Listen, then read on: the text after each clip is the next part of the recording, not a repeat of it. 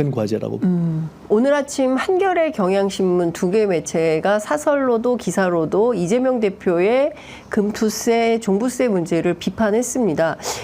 사실 민주당은 그동안 있었던 국민의힘의 부자 감세 노선에 대해서 굉장히 비판적이었고 확장 재정을 해야 된다는 거고, 그리고 또 하나 중요한 쟁점 중에 하나는 이재명 대표가 기본사회를 만들겠다는 것인데 네.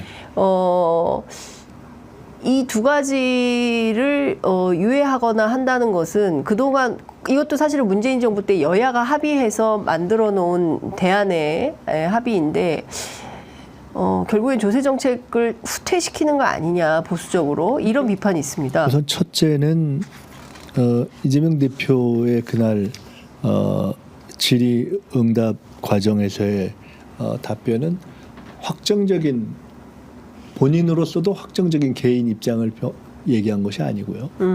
또 아시다시피 조세 정책과 관련한 입장의 정리는 과거에 여러 선거식이나 등등에서 조세뿐만 아니라 중요한 정책은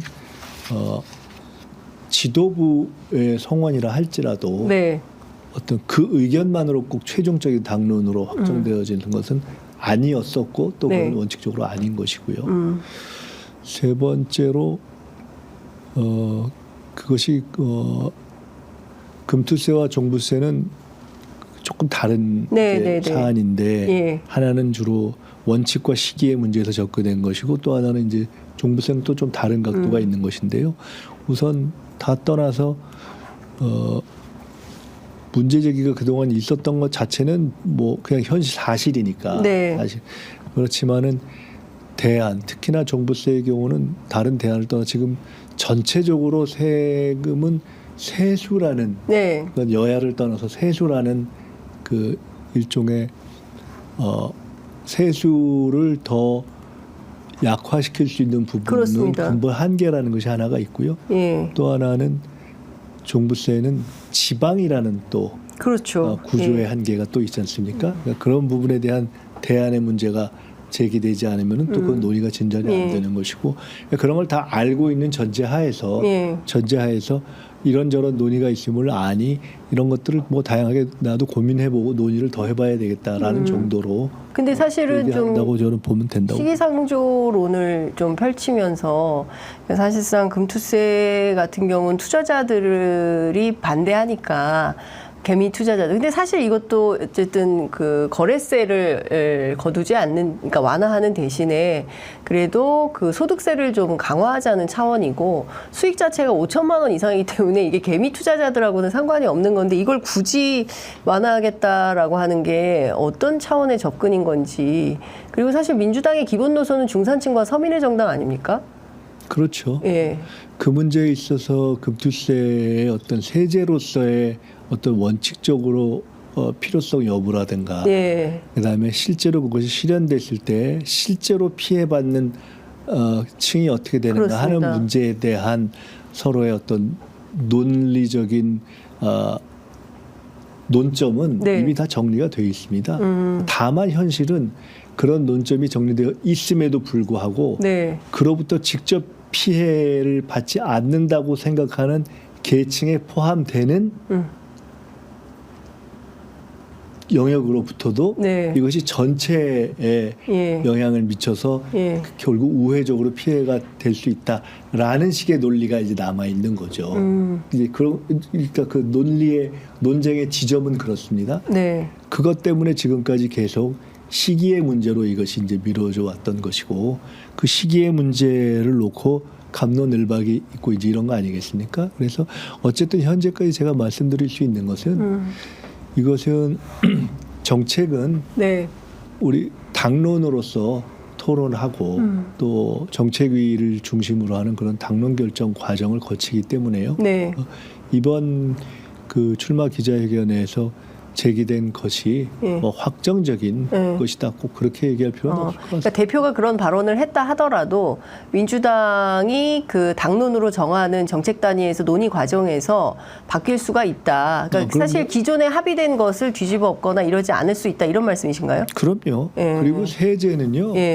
저도 정책의장을 해봤고 네. 또 총선 때 경우에 따라서는 대표를 포함 대표급의 네. 지도부 인사들이 이러저러한 상황에서 예.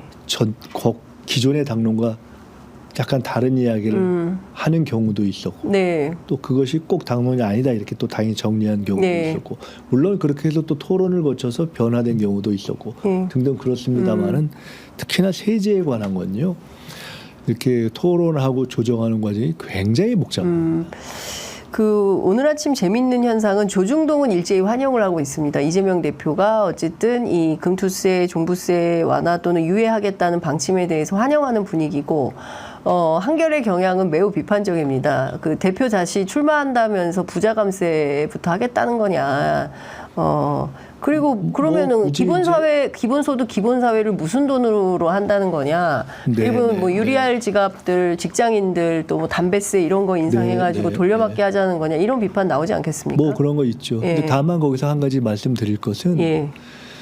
이제 기존의 진보적 입장에서의 비판의 논점을 잡는다면은 이번 출마 선언문의 내용에 통상적으로 우리가 야당 대표에게 기대되는 어떤 정권이나 대통령에 대한 비판 이런 걸 하나도 담지 어떻게 그럴 수 있냐 이런 것부터도 다 비판의 있었죠. 영역이 있을 수 있죠. 예.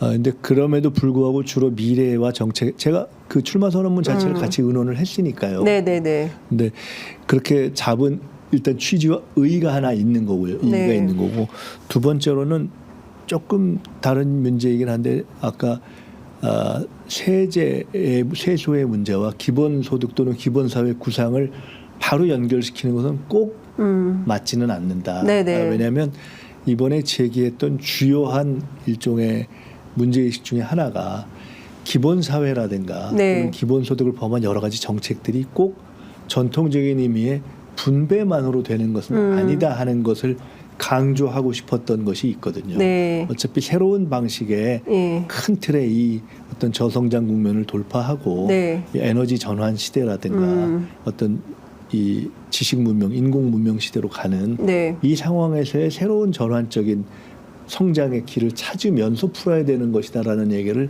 굉장히 하고 싶었던 거거든요. 그래서 기본사회라든가 기본사회 정책에 대한 수단 자체가 꼭 분배 정책과 조세 정책만으로 접근하는 것은 아니다라는 것은 또 하나의 포인트이기 네, 때문에 네. 그건 조금 다른 예. 맥락 같습니다. 예컨대 오세훈 시장 같은 경우에는 이제 안심소득론을 얘기하고 있지 않습니까? 그러면서 이제 하우상박 얘기를 하고 있거든요. 그러니까 뭐 이재명 대표처럼 막 포퓰리즘식으로 뭐 다 모든 사람에게 고루 나눠주는 방식이 아니라 가난한 사람들에게 조금 더 뭐 분배를 제가 중간에 말씀을 끊어서 괜찮습니다. 죄송한데 괜찮습니다. 오 시장 경우는 제가 우연히 오늘 어떤 기사를 이렇게 봤는데 한두 가지 얘기를 탁 하는 걸 보면서 예.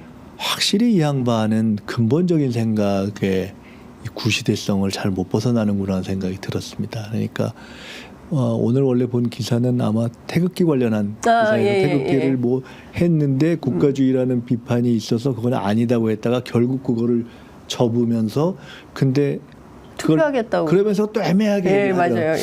그래서 이게 참 무상급식 또는 급식 어떤 교육 급식을 반대했던 그 일종의 꼰대적 사고 네, 네. 이것이 변하지 못하는구나 하는 게 하나가 있었고 그 얘기를 하면서 무슨 그 인터뷰로 책상을 치면서 뭐 기본사회와 관련된 여러 가지에 대해서 이게 말이 되느냐라고 네. 얘기를 막 했다고 하면서 안심소득 얘기를 했다는데 네. 굉장히 그거는 맥락을 모르는 얘기거든요. 지금 어떤 우리가 정책을 펼 때 그 정책의 수혜자가 네. 보편적이냐 또는 부분적이냐 이거는 그때그때 상황에 따라서 선택하는 문제입니다. 무슨 철의 원칙으로 모든 정책은 보편이어야 된다. 모든 정책은 선별해야 된다고 얘기한 사람은 아무도 없습니다. 그렇죠. 정상적인 지혜로운 정책가 중에. 네. 그러니까 오히려 지금 제기하고 있는 것이 아까 얘기처럼 어떻게 이 변화하는 상황에서 새로운 성장 동력을 만들어서 네. 재원과 세수가 어려운 걸 모르는 사람이 어디 있어요. 네. 그럼에도 이걸 어떻게 긍정적으로 돌파해낼 것인가를 제기하고 있는데 아주 옛날 옛날 프레임이죠. 네. 보편이나 선별이나 그걸 갖고서 그 기본 사회 정책들고 왜냐하면 기본 사회에서 제기하는 정책들도 다 그 여러 가지 정책들이 다 그것도 제가 같이 이렇게 제안한 것들도 있는데 네. 무조건 보편주의가 다 아니거든요. 어떤 거는 보편, 어떤 거는 선별, 어떤 거는 컨비네이션 이렇게 있는 거예요. 네네네. 근데 그 부분을 보편과 선별로 해가지고 기본사회 정책과 안심소득 정책에 대비하면서 그거를 강조해서 좀 후지다. 좀 후지다. 너무 좀 옛날 수준에 머물러 있구나 이런 생각이 일단 예. 들어서요. 네네. 좀 별개 문제인 것 같습니다. 네. 그 최근에 이재명 대표가 외교 노선 관련해서 공부를 많이 하고 계시다라는 언론 보도를 봤는데요. 이제 오늘 뭐 윤석열 대통령 내외에 귀국할 걸로 보이는데 미국에서 우크라이나 지원을 앞으로 2배 이상으로 늘리겠다. 근데 지금 뭐 나토도 미국도 다 한 발씩 발을 빼고 있고 트럼프 같은 경우에는 이제 일주일 만에 전쟁 끝내겠다 이런 주장하고 있고 미국 대선에서 트럼프 가능성이 이제 점점 높아지는 상황인데 도대체 어떻게 하겠다는 건지 이재명 대표는 어떤 대안이 좀 있습니까? 글쎄 지금 뭐 우크라이나 얘기를 딱 얘기한 건 아니니까요. 네. 예. 근데 이제 거기서 지금 뭐 여러 가지 말씀하시는데 한 가지만 말씀드린다면은 실제로 외교와 안보 문제가 그 자체가 뭐 삶의 문제고 경제 문제이기도 하고 워낙 중요한 문제이고 그래서 네. 그리고 아까 말씀드렸던 어떤 국정에 대한 우리가 책임감과 집권 준비에 있어서 제일 중요한 분야이기도 해서 네.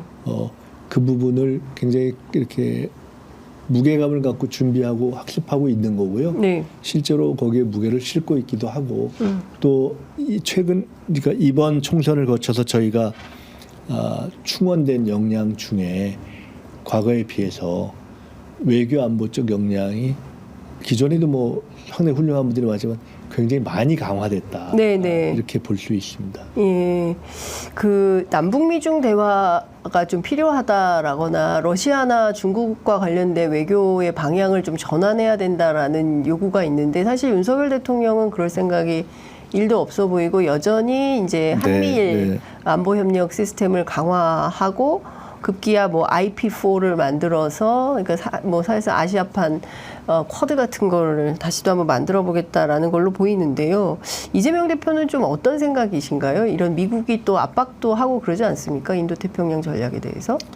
뭐 지금 단계에서 지금 뭐 이재명 대표가 어떤 생각을 하고 있냐 이렇게 여쭤보시면 그에 대해서 아주 디테일까지 지금 말씀드릴 단계는 아닌 것 같고요. 네. 근데 지금은 이제 국내외적인 상황 뭐로 봐서도 우리의 경제적 필요, 우리의 안보적 필요에 의해서도 그렇고 네. 실제 국제 상황이 급변하고 있고 또 원리적으로나 원칙적으로 볼 때도 그렇고 해서 하여간 할 수 있는 모든 대화의 끈들을 살리고 강화시켜야 되는 것이 기본인 거죠. 뭐 네. 가령 남북 관계만 놓고 보더라도 최근에 여러 가지 이슈가 있지만 맞습니다.